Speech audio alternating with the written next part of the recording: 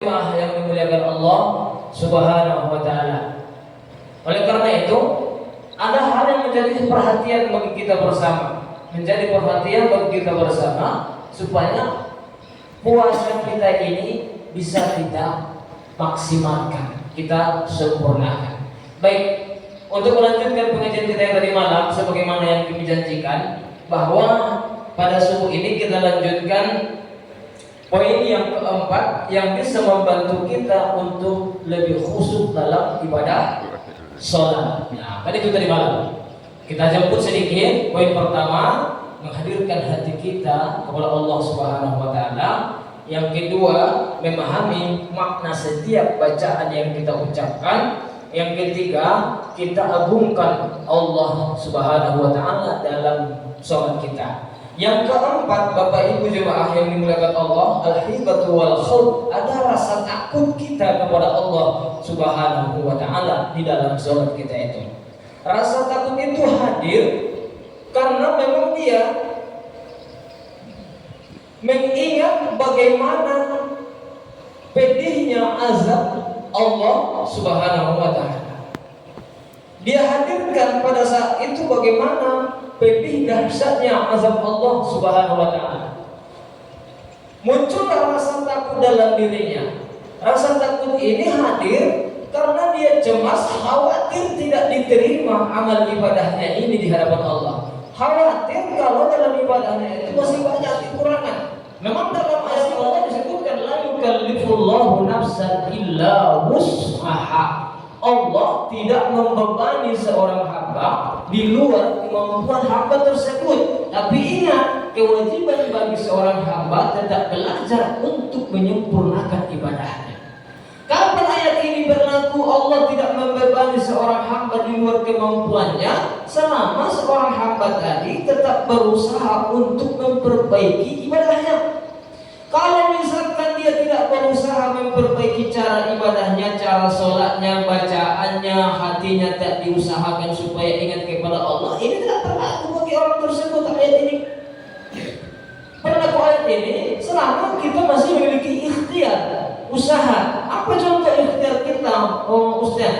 Dalam hal bacaan. Dalam hal bacaan kita sempurnakan bacaan kita, berusaha memperbaiki mulai dari Al-Fatihah kita. Mulai dari bacaan takbir, setelah itu kita baca iftitah. Kita maknai al-iftitah ini. Apa maknanya? Kita resapi maknanya. Al-Fatihah, kita coba perbaiki bacaan Al-Fatihah, kita artikan, kita pahami artinya, kita resapi maknanya. Begitu dengan ruku.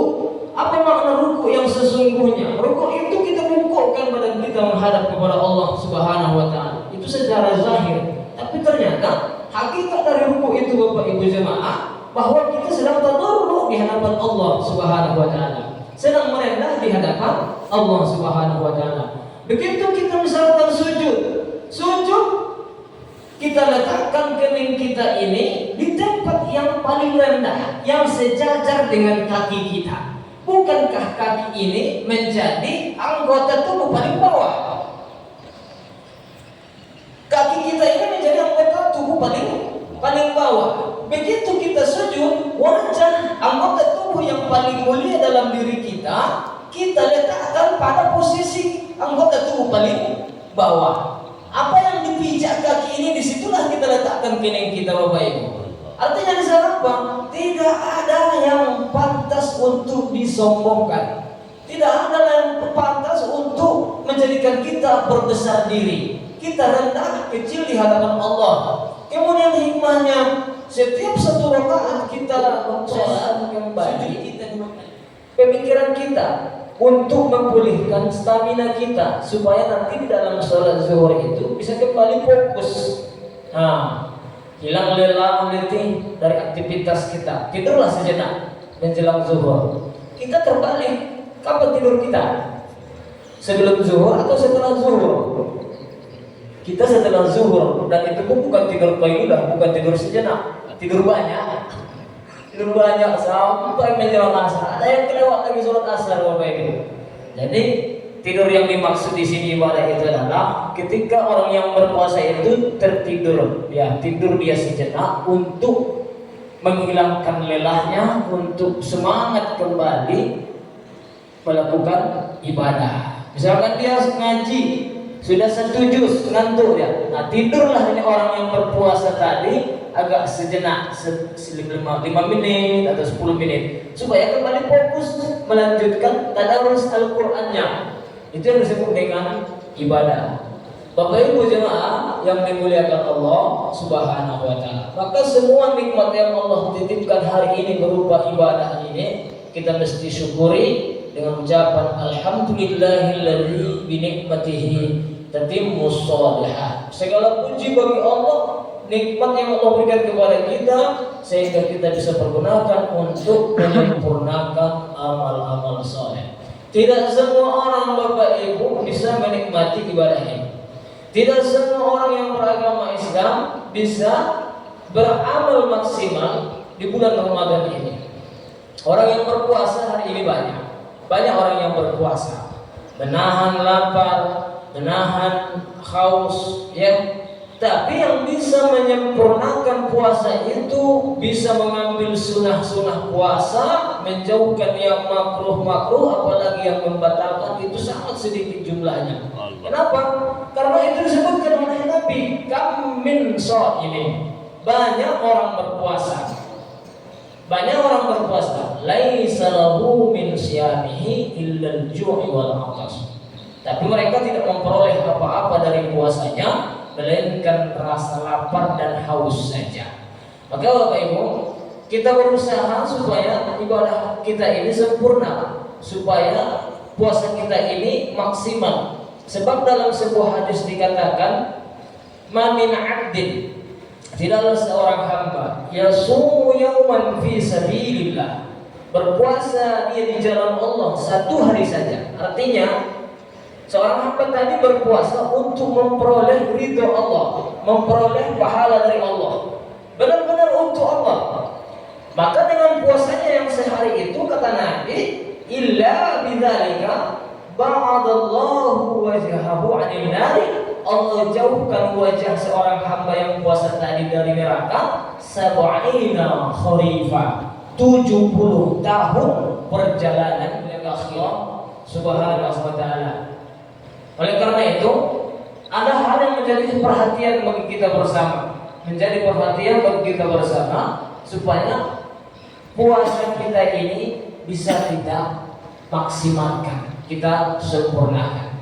Baik, untuk melanjutkan pengajian kita yang tadi malam, sebagaimana yang kami janjikan, bahwa pada subuh ini kita lanjutkan poin yang keempat yang bisa membantu kita untuk lebih khusyuk dalam ibadah sholat. Nah, tadi itu tadi malam kita jemput sedikit. Poin pertama, menghadirkan hati kita kepada Allah Subhanahu wa taala.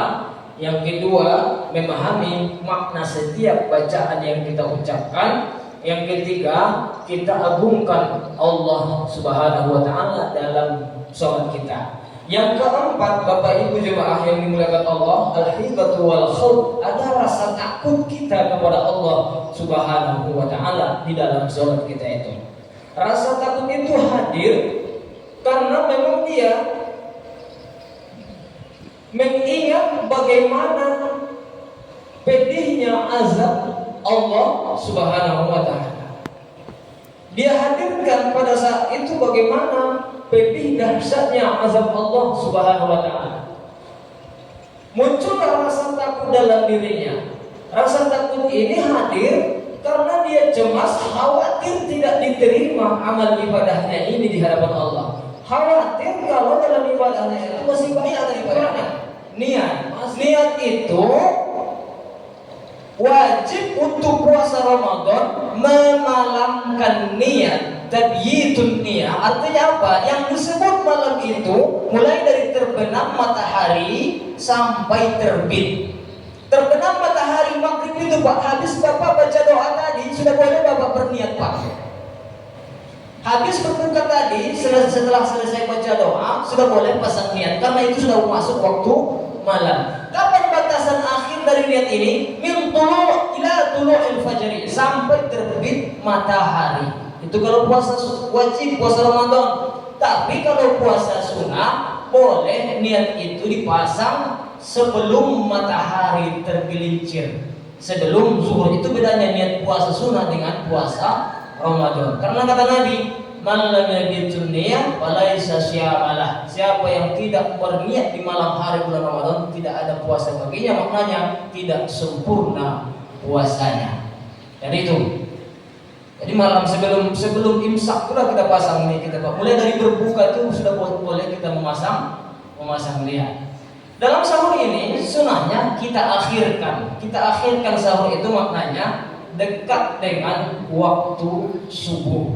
Kalau kebiasaan di kampung dulu Pak, belum ada jam, uak-uak itu masak setengah malam, nunggu ubi Pak, nunggu ubi tengah malam, tuk tuk tuk tuk, apa ini uaknya? Masak sahur. Cepat kali wak sahur. Sudah jam berapa rupanya Nina? Tengoklah jam, rupanya baru jam 1:30 malam. Situlah dia sahur Bu. Gak ada jam, pokoknya kapan dia tidur bangun langsung sahur. Ini mungkin ada juga yang merasakan seperti itu dulu. Begitu. Jadi sahkah sahurnya? Sah. Tapi sunnahnya dia tidak apa.